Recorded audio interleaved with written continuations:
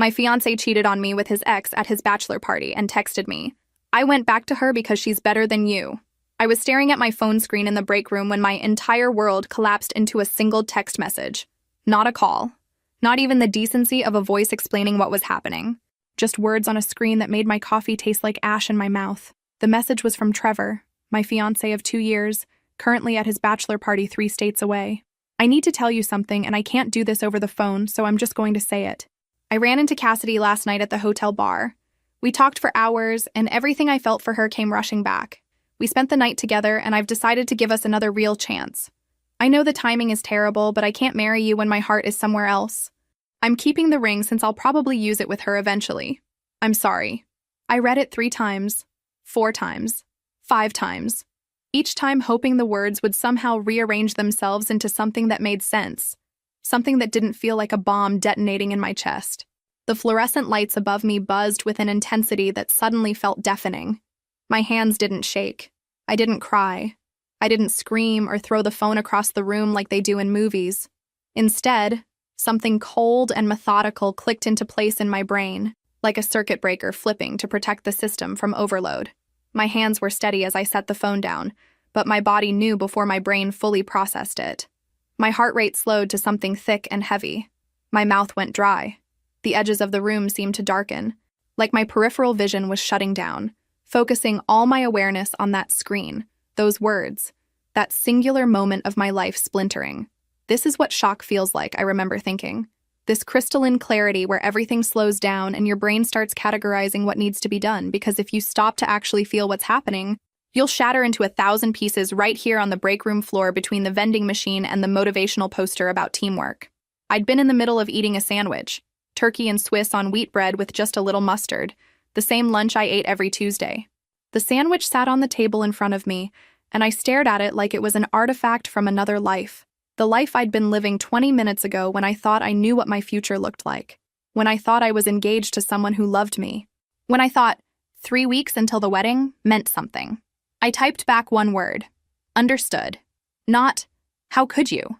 Not, after everything we've been through. Not, please don't do this.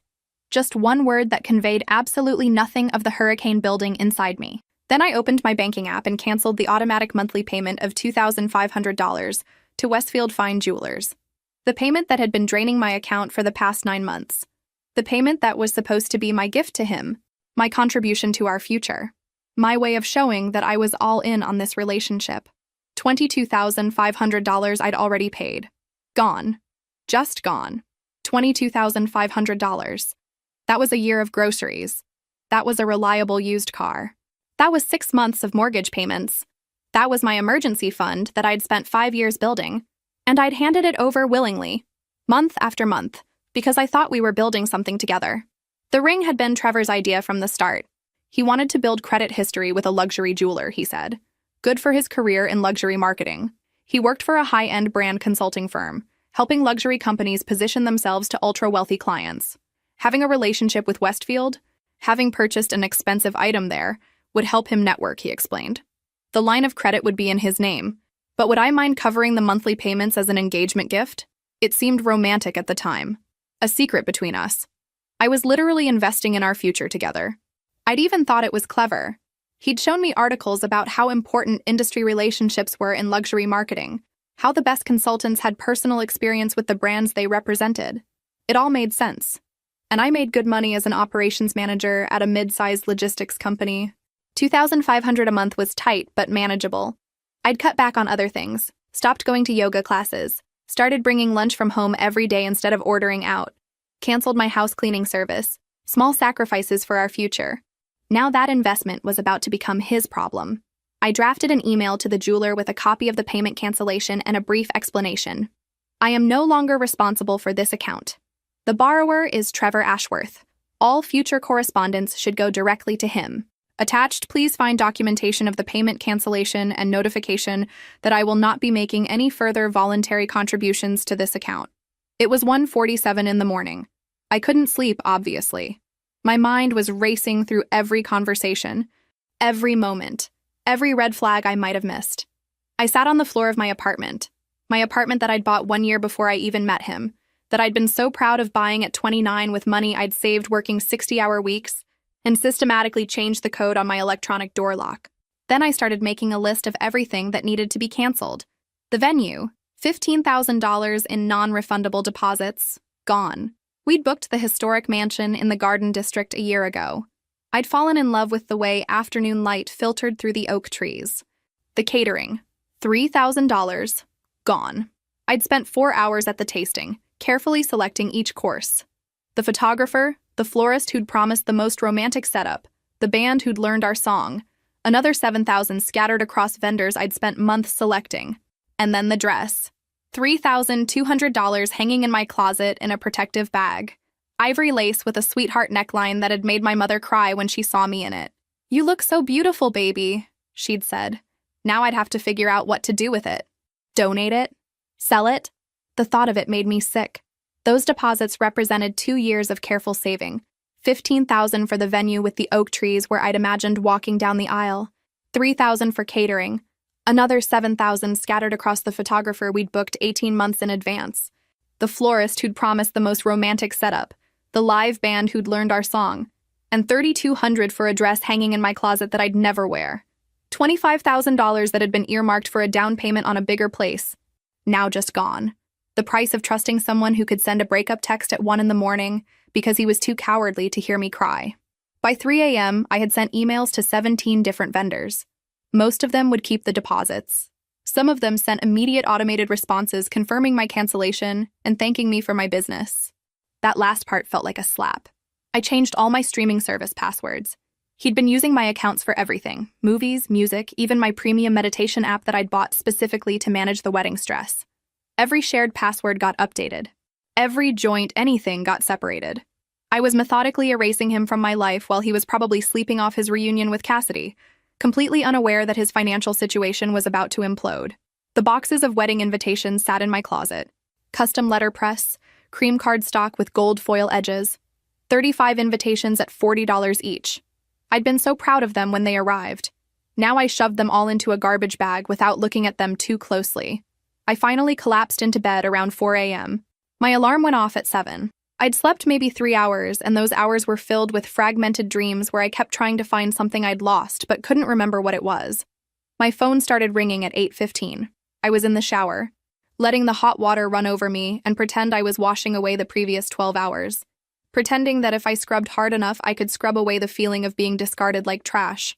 When I finally checked my messages, there were 6 missed calls and 3 voicemails. The first voicemail was from Danielle, one of Trevor's close friends from college. Her voice was tight with barely concealed irritation. "Hey, Sloan, Trevor's card got declined this morning and he's freaking out. Did you forget to make the jewelry payment? He's saying something about you canceling it, but that doesn't make any sense because why would you do that?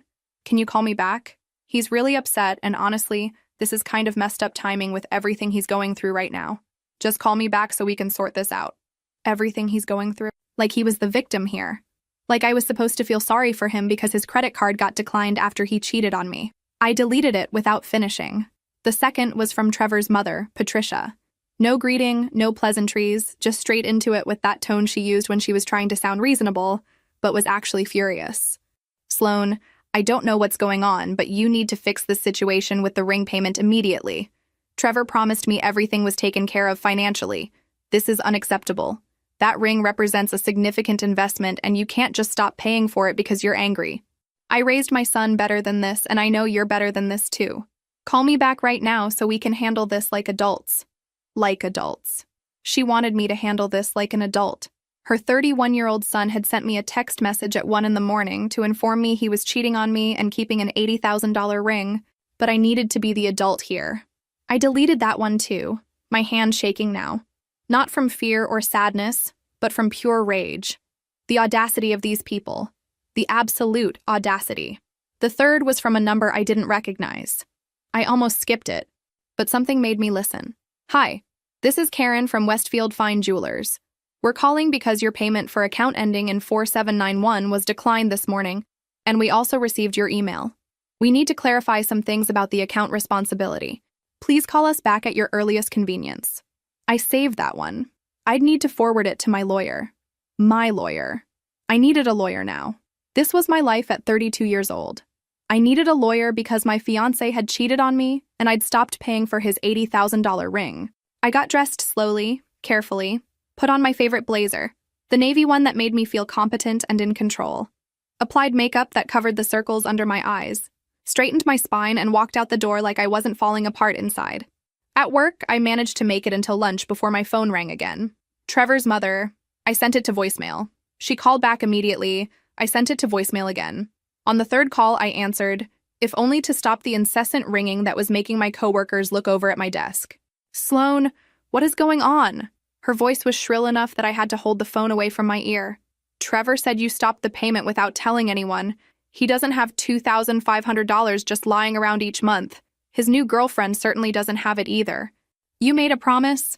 I made a promise to my fiancé, I interrupted, my voice eerily calm even as my free hand clenched into a fist. Trevor is no longer my fiancé. He made that very clear yesterday when he informed me via text message that he was resuming a relationship with his ex-girlfriend. The payments were a gift, contingent on our engagement. No engagement means no gift. That's not how this works. You can't just...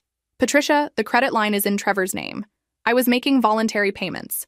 There was no contract, no legal obligation. I was paying for his ring as a gift because I thought we were getting married. We're not getting married. The gift is over. But he can't afford? That's not my problem anymore. My voice was getting sharper now. People were definitely looking. I stood up and walked toward the stairwell for privacy. He should have thought about that before he cheated on me 3 weeks before our wedding. He should have thought about that before he decided to keep an $80,000 ring that I've been paying for. Those were his choices. Now he gets to live with the consequences. You're being vindictive? I'm being vindictive? I laughed, and it sounded bitter even to my own ears. Your son cheated on me, humiliated me, canceled our wedding, and tried to steal a ring I've paid over $20,000 toward. And I'm the vindictive one for not continuing to fund his new relationship? That girl has nothing to do with this. Trevor just needed time to figure out his feelings. All future communication needs to go through my attorney. I'll have them reach out to you with their contact information. Don't you dare hang up on me, young lady. I hung up. Then I blocked her number, my hands shaking so hard I almost dropped the phone. I sat down on the stairs of the emergency stairwell and pressed my palms against my eyes, trying to steady my breathing. My hands were shaking now. Not from fear or sadness, but from rage, pure. White-hot rage that Trevor had the audacity to cheat on me, keep the ring, and then sick his mother on me about the payments. That evening, my apartment intercom buzzed. The front desk attendant sounded apologetic. Miss Sloan, there's a Trevor Ashworth here to see you. He says it's urgent. Tell him the access code has changed and he needs to schedule a time through my attorney to collect his belongings. He's saying he lives here? He doesn't. The lease and deed are in my name only. He never changed his legal address. Never paid rent, never signed any cohabitation agreement. If he refuses to leave, please call building security. There was a pause. I could hear Trevor's voice in the background, raised and angry. Understood, the attendant said finally. I'll relay that message. 30 minutes later, my doorbell rang. I checked the security camera feed on my tablet. 2 police officers stood in the hallway. Behind them, Trevor was gesturing animatically, and beside him, oh, this was rich. Cassidy stood with her hand in his, looking like she was playing the role of concerned girlfriend in a made-for-TV movie. She was pretty, I'd give her that. Long dark hair, perfect makeup even at 7 p.m. She wore a designer dress that probably cost more than my monthly car payment. I buzzed them in, already pulling up documents on my phone. The older officer looked tired, like this was the 10th domestic dispute call he'd responded to that day. Ma'am, we got a call about an illegal lockout situation? I handed him my tablet, already open to a photo of the property deed. This is my apartment. I'm the sole owner. Here's the deed dated 3 years ago, 2 years before I even met Trevor. He never lived here officially. He stayed over frequently but never changed his legal address, never paid rent, never contributed to the mortgage, never signed any kind of cohabitation agreement. I can provide utility bills in my name only if you need them. The younger officer was reading something on Trevor's phone, his eyebrows rising slightly. Sir, this message here, did you write this? I couldn't see Trevor's face clearly from where I stood in my doorway, but I heard the defensive tone in his voice. Yes, but that's taken out of context. It says pretty clearly that you're ending the relationship and keeping the ring. The officer looked at me. Did he give you this ring back? No. He's currently wearing it. All 3 officers, because yes. Apparently, this situation had warranted 3 officers, looked at Trevor's left hand. Sure enough, the enormous diamond engagement ring glinted under the hallway lights. Because yes, he'd insisted on a style flashy enough to impress his luxury marketing clients, flashy enough that it could work as either an engagement ring or a statement piece. It's unisex, he'd said, really sophisticated. The older officer sighed deeply. So you broke up with her via text, kept the ring, and now you're here claiming she illegally locked you out of an apartment you don't own? She's holding the ring hostage. That's $80,000. That you financed, I said calmly, still standing in my doorway. In your name. I was making voluntary payments as a gift. Gifts stop when relationships end. The credit line was always yours. The debt was always yours. I just stopped paying for it. Cassidy's face had gone pale. Her hand dropped from Trevor's. Wait, the ring has a payment plan? An $80,000 payment plan, the younger officer confirmed, still reading Trevor's phone, at approximately $2,500 per month, which she was paying. The credit line is in your name, sir? Well, yes, but she promised. Verbally? The older officer asked. Yes, but... So there's no contract? Trevor's face was red now. She said she'd handle it. She knew I was building a relationship with the jeweler for my career. She can't just stop paying because she's mad. Actually, she can, the older officer said wearily. Unless you have a signed contract stating she's financially responsible for your debts, which I'm guessing you don't. This is a civil matter, not a criminal one. Trevor. You told me it was paid off. Cassidy's voice cracked. The older officer held up his hand. This is a civil matter. Sir, you need to arrange property collection through proper legal channels. Ma'am, you're within your rights to change your locks. We're done here. As they turned to leave, I heard Cassidy's voice rising in the hallway. $80,000? In your name? Are you fucking kidding me right now? I closed the door, walked to my couch, and sat down. Then I laughed. It wasn't a happy laugh. It was the kind of laugh that comes when you realize your life has turned into such an absurd nightmare that laughter is the only response that makes sense. The next morning, I woke up to 17 text messages from people I barely knew, all asking if I was okay or telling me they'd seen the posts. I had no idea what they were talking about until my coworker Priya pulled me aside during our morning meeting. Have you checked social media today? She asked quietly. No. Why? She showed me her phone. Cassidy had posted a long, emotional essay about how she and Trevor had rekindled their once-in-a-lifetime love, but now his vindictive ex-fiancé was trying to destroy their happiness out of jealousy. The post painted me as someone who had manipulated Trevor into debt, then abandoned him financially when he finally found the courage to follow his heart. The post had been shared 43 times. Multiple people I knew had commented, defending Cassidy and calling me cruel. People who had never asked me what actually happened. There's more, Priya said gently. She scrolled to another post. This one claimed I was withholding an expensive ring that rightfully belonged to Trevor and using legal threats to harass them. My face burned. This is insane. I know. But Sloan, David from marketing shared it. So did 2 people from accounting. And your manager saw it before I could warn you. My stomach dropped. Rebecca saw this? She wants to talk to you at 2. The meeting with Rebecca was excruciating. She sat across from me, hands folded on her desk, expression carefully neutral, and that way managers have when they're about to deliver news they know you won't want to hear. Her office was impeccably organized, everything in its place, a contrast to the chaos currently consuming my life. I want to be clear that your personal life is your own business, she began, her voice measured.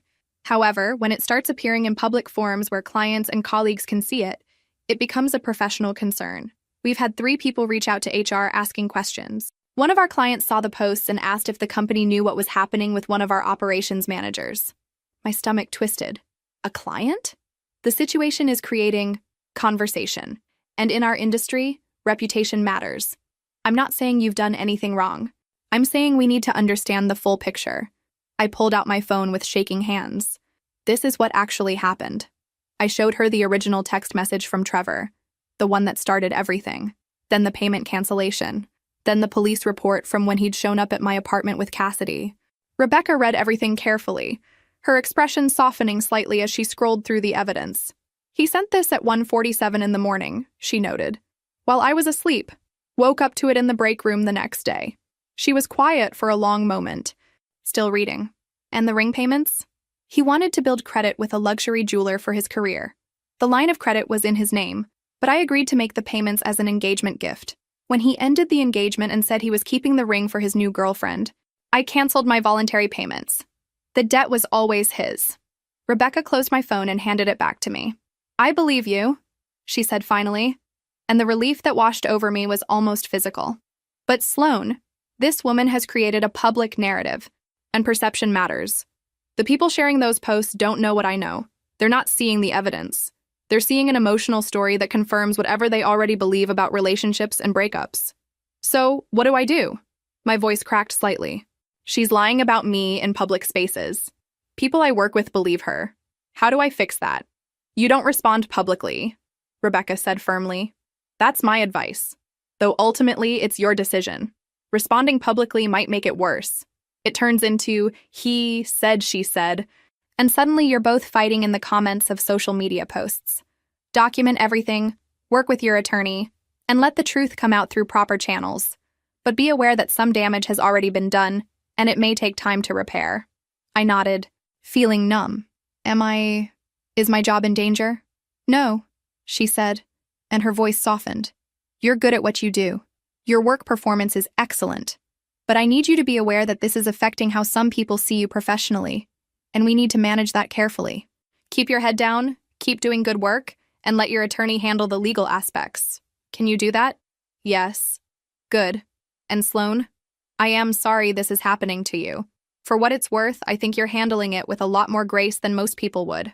When I left her office, I went straight to the bathroom and stared at my reflection in the mirror above the sinks. The woman looking back at me had dark circles under her eyes despite the 3 layers of concealer I'd applied that morning. Her jaw was tight, shoulders hunched. She looked like someone barely holding it together because that's exactly what she was. I locked myself in a stall and finally let myself cry. Not for Trevor. I was done mourning him. I cried for the version of my future that had died with that text message. For the home I'd imagined us building, with a yard for kids and a kitchen where we'd cook together on Sunday mornings. For the trust I'd given so freely, believing that when someone said they loved you, it meant something. For the $25,000 in deposits that represented 2 years of brown bag lunches and skipped yoga classes and saying no to girls' trips because I was saving for our future. I cried for the fact that doing nothing wrong, being the victim of someone else's cruelty, still somehow meant I was the one sitting in a bathroom stall at work trying to muffle my sobs so my coworkers wouldn't hear. When I got home that evening, I called my older sister, Diane. She'd been through a brutal divorce 5 years earlier. If anyone would understand, it was her. He's claiming what? Diane's voice was sharp. That you fraudulently induced him to open the credit line? His lawyer sent a formal demand letter. They're saying I verbally promised to pay all the installments indefinitely, and they have a witness. Who's the witness? Some friend of his, someone willing to lie. Diane was quiet for a moment. Do you have the original messages? Everything. The breakup text, the payment setup, all of it. Good. Your lawyer needs to respond with that documentation. Also, Sloan, this is going to get worse before it gets better. Are you prepared for that? I wasn't. Not really. But I said yes anyway because what other choice did I have? The legal response my attorney prepared was thorough. It included screenshots of Trevor's breakup message, showing clear language about ending the relationship and keeping the ring. It included the police report from the apartment incident. It included bank statements proving that I'd furnished the entire apartment before Trevor ever moved in.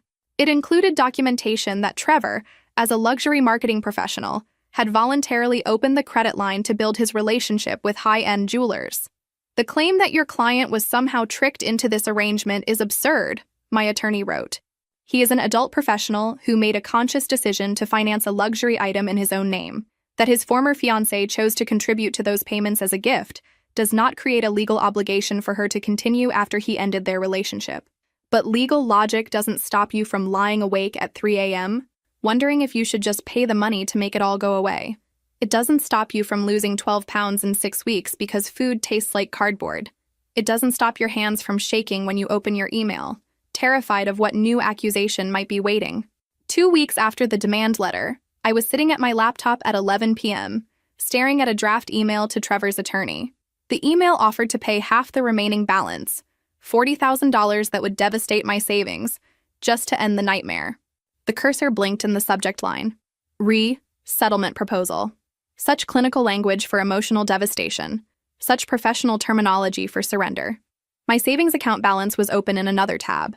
40,000 would leave me with 18,000 in emergency funds. 18,000 felt like a lot until you remembered that's 3 months of expenses if I lost my job. 3 months between me and financial ruin. But it would be over. God, it would finally be over. My finger hovered over the send button. $40,000 to make it stop. To end the legal threats, the social media harassment, the constant anxiety. $40,000 was a lot. But my mental health was worth something too, right? My phone rang.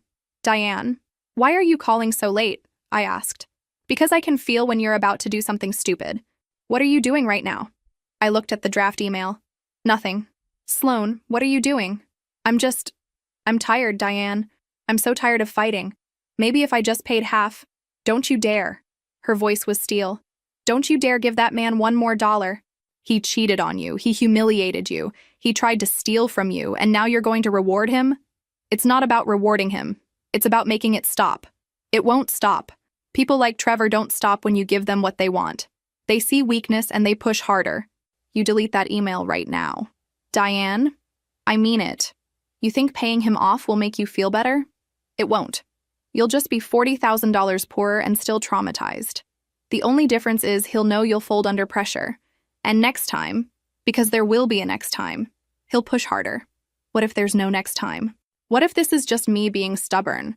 Then be stubborn. Sloan, listen to me. I paid my ex $12,000 I didn't owe him just to make the divorce faster. You know what happened? 6 months later, he came back asking for more, said I owed him for emotional distress. I had to get a restraining order. Appeasement doesn't work with people like this. I closed my eyes. I'm so tired. I know, but you're also strong. Stronger than you think. You delete that email right now. Diane. Right now, Sloan. I'm serious. My hand trembled over the mouse. Then I closed the draft and dragged it to the trash. It's deleted. Good. Now listen to me. You are not weak. You are not wrong. And you are not going to let him win. After I hung up, I sat in the dark living room of my apartment. The same apartment I'd been so proud of buying at 29. The same apartment where Trevor used to tell me about his day, where we'd talked about the future, where I'd actually believed we were building something real. Everything felt like a lie now. Every memory was tainted. Every moment I'd thought was genuine turned out to be just, what? Performance? Calculation? I didn't even know anymore. 3 days later, my phone rang from an unknown number with a New York area code. I almost didn't answer, but something made me pick up. Is this Sloan? A woman's voice, uncertain. Who is this? My name is... Well, I'd rather not say. But I used to work with Cassidy. She got me fired 6 months ago, and I've been following this situation online. I think you should know the truth. My pulse quickened. What truth? Cassidy isn't some innocent woman who accidentally reconnected with her ex. She's been planning this for months. She knew about the ring, knew what it cost, knew Trevor was paying for it. I heard her talking about it before I was fired. She said, and I quote, "That ring is gorgeous and expensive, and once I get him back, we'll figure out the payment situation together." She didn't just run into him at that hotel bar. She found out where his bachelor party was and showed up intentionally. I felt dizzy. How do you know all this? Because she bragged about it to me. She showed me his social media, showed me pictures of the ring, talked about how she'd always regretted letting him go. When I confronted her about pursuing someone who was engaged, she got me fired for creating a hostile work environment. I have screenshots of some of our conversations if you want them.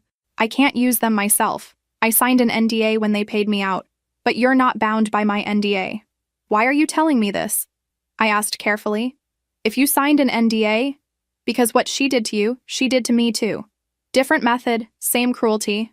She ruined my career, my reputation. I can't touch her legally, but you can. And honestly, after watching her play victim online while I know the truth, I couldn't stay silent. My therapist says I need to stop obsessing over revenge, but this isn't revenge. This is justice. Her voice cracked slightly. You didn't deserve what she did. No one does. The screenshots are dated, they're authentic, and they prove she planned everything. That's all I can give you. Thank you. I managed. Truly. Use them well, she said, and hung up. Send them to me, please. The screenshots arrived within an hour, and I sat on my couch staring at them with a sick feeling spreading through my stomach like poison. Conversations between Cassidy and someone named M, about Trevor, about the ring, about their plans. I had to read each screenshot 3 times before the words actually penetrated. My brain kept trying to reject the information, like an immune system fighting infection. This couldn't be real. People didn't actually do this. But the dates were there. The specifics were there. The casual cruelty was there, preserved in blue message bubbles. The first screenshot was dated 4 months before Trevor's bachelor party. Cassidy. Saw T posted pics from some work event. He's wearing the ring. God, it's gorgeous. Girl, let it go. He's engaged. Cassidy. Yeah, well, she's boring. Marketing manager or something. Basic. He needs someone who gets the lifestyle. You're insane. Cassidy. I'm determined. That ring is like $80K. And he put it on credit to build relationships with jewelers. Smart. Always was smart about that stuff. I felt like I was going to be sick. She'd known. She'd known the price, known about the credit line, known everything. This wasn't just watching from a distance. This was reconnaissance. This was strategy. The next screenshot was from 3 months ago. Cassidy. His bachelor party is at the Harbor Hotel in July. Found out from his friend's girlfriend. Why do you know where his bachelor party is? Cassidy. Research.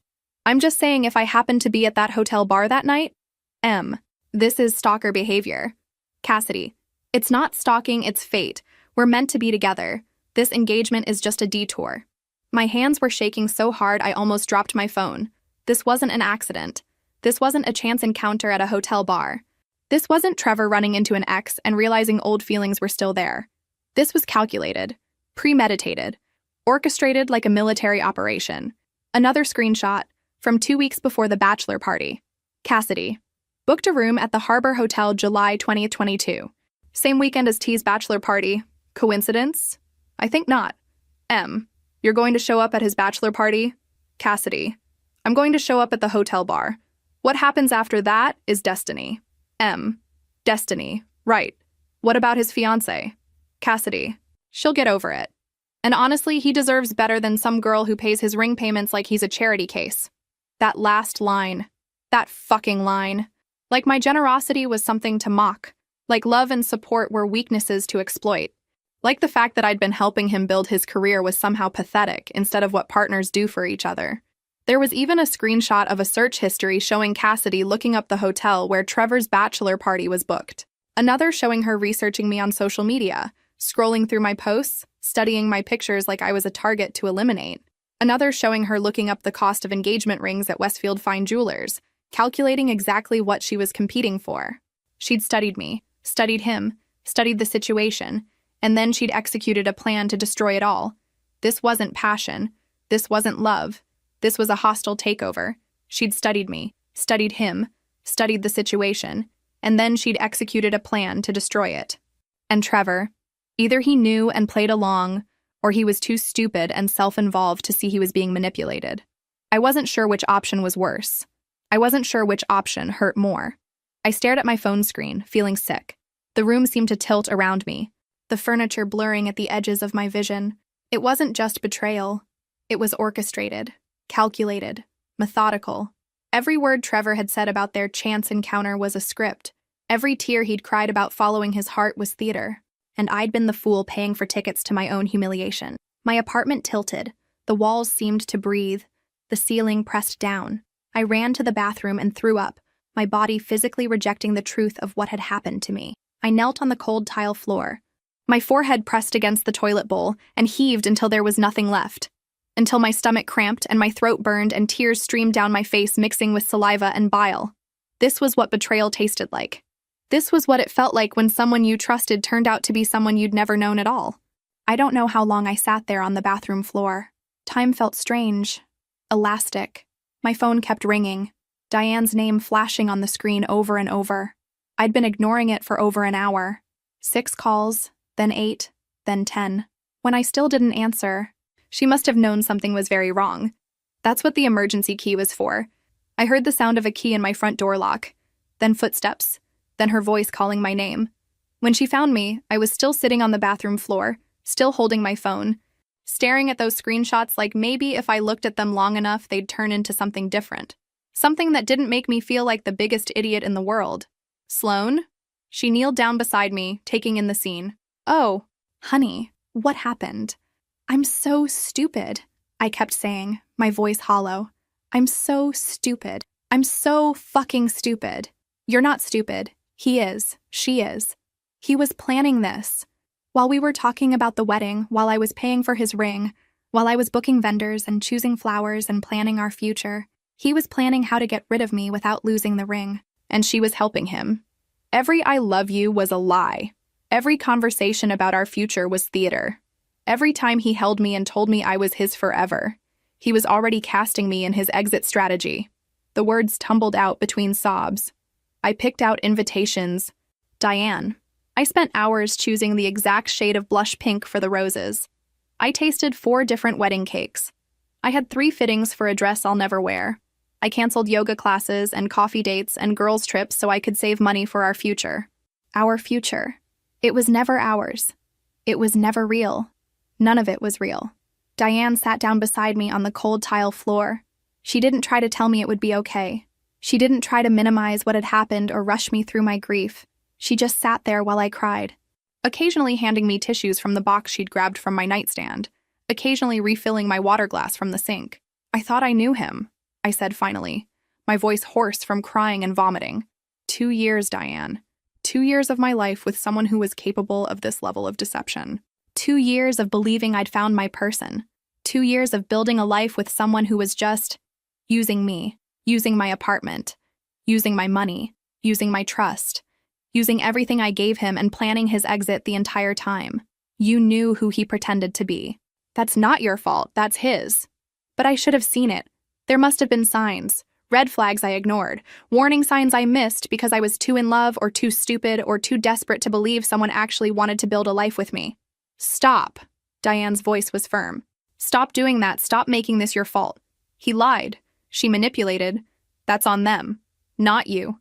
You trusted someone you loved. That's not stupidity. That's being human. But it felt like stupidity. It felt like I'd painted a target on my back and handed them both arrows. It felt like every moment of the last 2 years was now contaminated. Every memory now a lie. Every plan now a joke I hadn't been in on. But it felt like my fault. It felt like I should have seen something, noticed something, protected myself better. The apartment was full of ghosts now. The ghost of every dinner we'd shared, every movie we'd watched, every morning I'd woken up next to him thinking I was safe. 2 days later, Trevor's attorney sent another letter. Cassidy had tried to contact me directly through social media. My attorney had shut that down immediately. Now they were offering a settlement. If I paid $30,000, they would drop all claims and legal action. My attorney's response was brief. Discovery is going to be very interesting for your client. We have documentation that will not reflect favorably on either Mr. Ashworth or his current girlfriend. We recommend you reconsider your position. She attached the screenshots. Trevor's attorney didn't respond for 4 days. When he did, the tone was completely different. After reviewing additional evidence, we are withdrawing all claims. Our client will not pursue this matter further. The property retrieval was scheduled for the following Tuesday at 10 a.m. I spent Monday night packing Trevor's belongings into 14 boxes, carefully labeled. His clothes went into boxes 1 through 4. The expensive suits he'd insisted he needed for client meetings. The casual shirts I'd bought him for his birthday. The gym clothes that still smelled faintly of his cologne. I folded everything precisely, mechanically, because if I thought too hard about what I was doing, I'd break down. Boxes 5 and 6 held his books and vintage promotional materials from luxury brands. The Cartier catalog from 1985 he'd found at an estate sale. The Tiffany lookbook from the 90s he'd been so excited about. I'd listened to him talk about these things for hours because I'd loved him and wanted to understand what he loved. The remaining boxes held his electronics, his favorite coffee mug with the stupid marketing joke, his electric toothbrush, his expensive skincare products. Each box was a meditation in letting go. Every piece of tape was a goodbye. Every labeled box was a door closing on a chapter I never wanted to reopen. The police officer who supervised the removal was the same older cop who'd responded to Trevor's initial complaint. When he arrived, he gave me a slight nod of recognition, something almost like respect in his eyes. "We meet again," he said quietly. "Third time's the charm," I replied, managing a small, tired smile. Behind him came my attorney, looking professional in her suit despite it being a Saturday. Then Trevor and his mother. Trevor looked terrible. He'd lost what must have been 15 or 20 pounds. His eyes were sunken, underscored by dark circles that no amount of sleep would fix. His hands visibly shook as he signed the property receipt. His mother, Patricia, immediately tried to push past everyone to inspect my apartment, her purse clutched tight to her chest like armor. I want to verify that nothing is missing. I want to check every room. This is my son's property. I'm sorry, ma'am, but all items on the agreed list are in these labeled boxes, my attorney said, physically blocking the doorway with surprising firmness for someone who stood barely 5'3". There's no need to enter the premises. We followed the itemization provided by Mr. Ashworth himself. Everything listed is present and accounted for. I don't trust her. Patricia's voice rose. She's vindictive and manipulative. Who knows what she's keeping or damaged out of spite? The list was prepared based on Mr. Ashworth's own itemization, signed and notarized. My attorney pulled out a folder, maddeningly calm. Everything listed is here. If you'd like to dispute any item, we can schedule a follow-up inspection with a neutral third party present, but that will require additional legal fees and a formal petition. The cost would be approximately $2,000 for the neutral inspector, plus legal fees for both parties. Would you like to proceed with that option? Patricia's mouth snapped shut. Trevor put a hand on her arm. Mom, it's fine. Let's just get the boxes. They started loading boxes in silence. The only sound the scraping of cardboard against the hallway floor, and Patricia's occasional huffing sighs of martyrdom. As they worked, I stood in my doorway with my attorney, watching this final dismantling of what I'd thought was my future. Trevor paused halfway through, holding box 7. He looked at me, really looked at me for the first time. Can we talk? Just for a minute, please? No, my attorney said firmly before I could even consider it. Please, Sloan, 5 minutes. Just you and me. I need to… Mr. Ashworth, all communication must go through proper legal channels, my attorney repeated, her voice leaving no room for argument. We're done here. Trevor's eyes filled with tears. Real tears, streaming down his cheeks. His mother rushed over, dropping the box she was carrying. This is emotional abuse, she shouted at me. Look what you've done to him. Ma'am, please lower your voice, the police officer said, stepping forward slightly. But Trevor was still looking at me, crying openly now. This is all wrong, he said, his voice breaking. You should have protected me. That's what people who love each other do. They protect each other from making mistakes. I made a mistake, and instead of helping me fix it, you're destroying my life. You knew I couldn't afford this ring on my own. You knew the payments were too much for me. You should have told me it was a bad idea. You should have stopped me from getting in over my head. The manipulation was so transparent, it would have been funny if it wasn't so pathetic. He'd cheated on me, tried to keep an expensive ring, sued me for the payments, had his girlfriend trash me online, and now he wanted me to take responsibility for his financial decisions? Now he wanted me to feel guilty for not preventing him from making bad choices?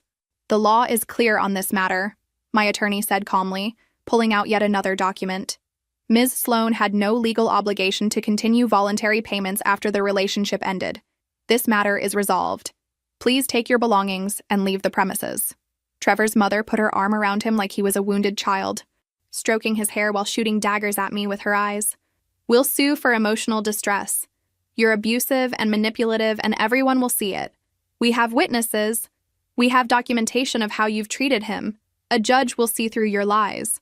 Feel free to pursue that avenue if you wish, my attorney replied, utterly unfazed. We'll be happy to present all evidence in court, including the documentation about the premeditated nature of Mr. Ashworth's infidelity, the screenshots of Ms. Cassidy's planning and stalking behavior, the social media defamation campaign, and the frivolous legal claims that have already been withdrawn.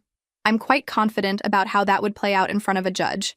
Additionally, we'd countersue for malicious prosecution and legal fees. So please, by all means, proceed if you'd like. Patricia's face went pale. Trevor's eyes widened slightly. Neither of them had expected us to have that much ammunition. They'd thought they were the only ones with evidence, the only ones with a story to tell.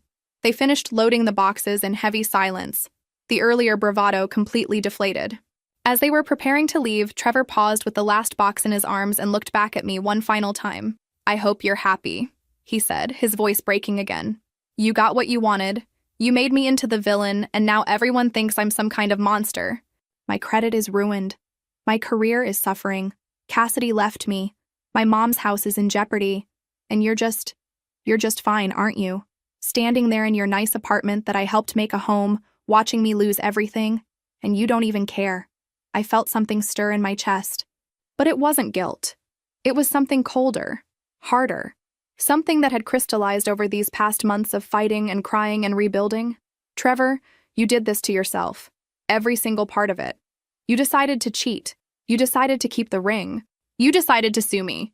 You decided to have your girlfriend trash me online. I just stopped paying for your choices. That's all. I stopped funding the consequences of your own actions. I loved you. No, you didn't. People who love each other don't do what you did. And Trevor, I helped make this apartment a home. I bought every piece of furniture before we even met. I paid the mortgage alone. You stayed here rent-free and somehow convinced yourself you were contributing. Even now, even after everything, you can't take responsibility for your own life. He opened his mouth to respond, but his mother pulled him away, muttering something about how I'd clearly always been unstable and how they should have seen the signs earlier. When they were gone, when the door finally closed behind them, I slid down to sit on the floor, every muscle in my body suddenly releasing tension.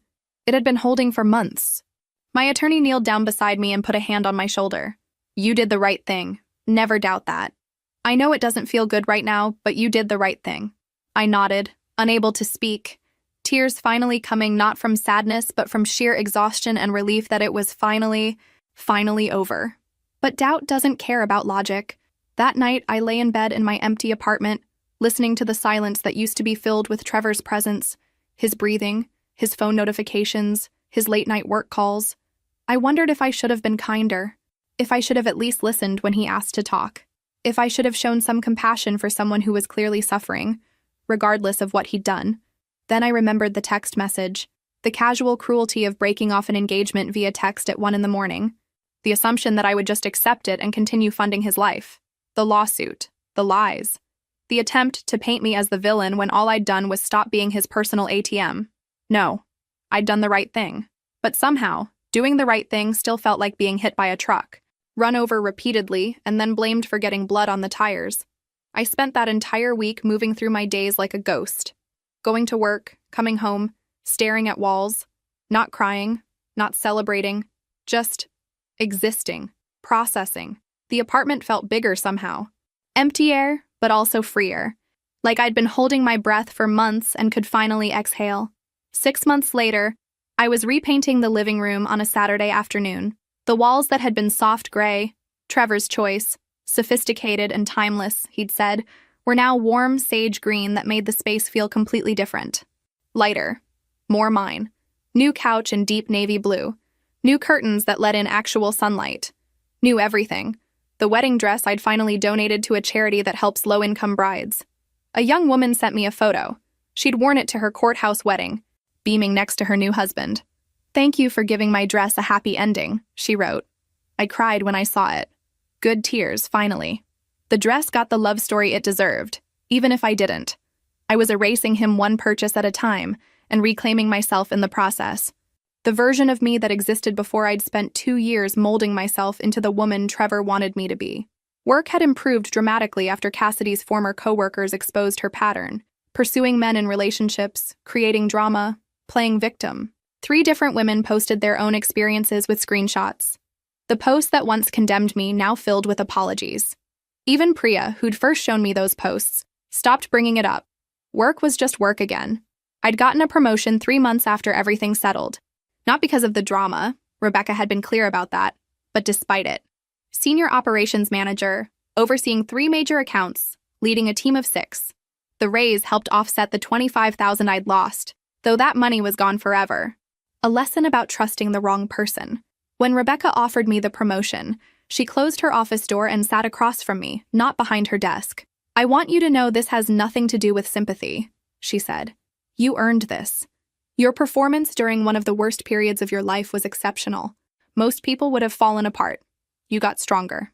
I did fall apart, I admitted. Just not at work. That's called professionalism. That's called resilience. She smiled. "Take the weekend to think about the offer. But Sloan, you deserve good things. Don't forget that." I cried in my car for 20 minutes after. Trevor had declared bankruptcy at 30. The jeweler repossessed the ring and auctioned it. The $80,000 ring sold for $32,000. His credit score was in the low 400s. He'd moved back in with his mother because he couldn't qualify for an apartment lease. Cassidy had left him within 3 weeks of discovering his financial situation. posted something vague about realizing we wanted different things, and started dating an entrepreneur she met at some networking event. His mother really had taken out a second mortgage, $50,000 at a horrible interest rate. The jeweler demanded full deficiency balance plus interest and legal fees. Patricia was working 2 jobs now, trying to keep up with both mortgages. Part of me felt guilty about that. Not guilty enough to help. She'd been terrible to me, but guilty in that vague way you feel when you know someone is suffering even if they brought it on themselves. Trevor was living in her basement, working retail at an electronics store. His luxury marketing career was over. Once your credit tanks in an industry built on image and connections, there's no coming back. Danielle and his other college friends had quietly unfollowed me on everything. I didn't mind. I didn't feel good about any of it. But I didn't feel bad either. I felt nothing. And maybe that was the healthiest thing of all. I was at my usual coffee shop one Thursday, working on a logistics proposal when I saw him. Trevor sat in the corner with an old laptop, wearing an electronics store polo. He looked older, thinner, tired in a way that went beyond sleep, like someone who'd been ground down by life. He saw me too. Recognition flashed across his face, followed immediately by shame. His face flushed red and he quickly looked away, hunching over his laptop. I thought about walking over, about saying something, about asking if he'd learned anything from the implosion of his life, about offering some kind of closure. But I didn't. I picked up my coffee and moved to the window seat on the opposite side. Sat down and watched the street. People hurrying past with their own problems, their own battles. A woman with a stroller, 2 teenagers laughing, an elderly couple holding hands, life continuing, the world turning. I watched him through the reflection in the window glass. He looked up once, twice, like he wanted to say something but couldn't find the courage. Good. Let him sit with that feeling. Let him understand what it's like to want closure and not get it. 6 months ago, I would have wanted him to suffer. I would have wanted to walk over there and list every way he'd destroyed me, make him feel the weight of what he'd done. But now, I just wanted my coffee and my proposal and my afternoon back.